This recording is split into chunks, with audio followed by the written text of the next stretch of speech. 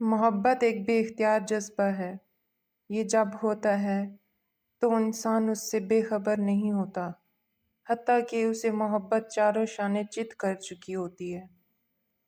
اس کی مثال بالکل کینسر کے اس مرض کی طرح ہے کہ وہ انسان کو بارہا کوئی نہ کوئی آگاہی کا ثبوت دے رہا ہوتا ہے کہ جاگ اٹھو، تم میں کھلبلی کی لہریں جنم لے چکی ہیں۔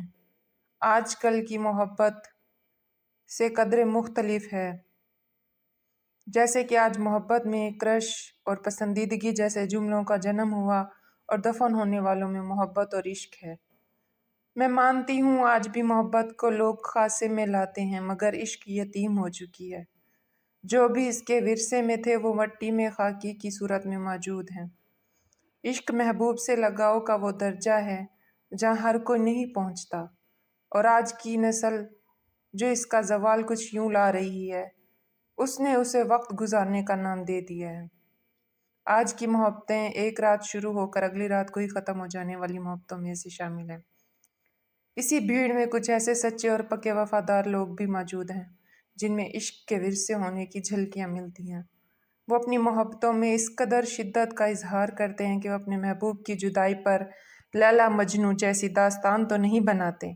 ان میں ایک خاص بات یہ ہوتی ہے کہ وہ بغیر کسی ناراضگی کے دعاؤں کے ساتھ الوداع کا کڑوا زہریلا گھونٹ پی جاتے ہیں، یہ جانتے ہوئے کہ آنے والے وقتوں میں خون کی الٹیاں انہیں موت کی آغوش میں سلا دیں گی۔ ایک مدت تک انتظار کیا تھا تیرا میں نے، آخر کو ہار مان کر نیند کی گولیاں کھا لی میں نے۔ اگر آپ لوگوں کو میری سٹوریاں اچھی لگتی ہیں تو میرا چینل سبسکرائب کریں۔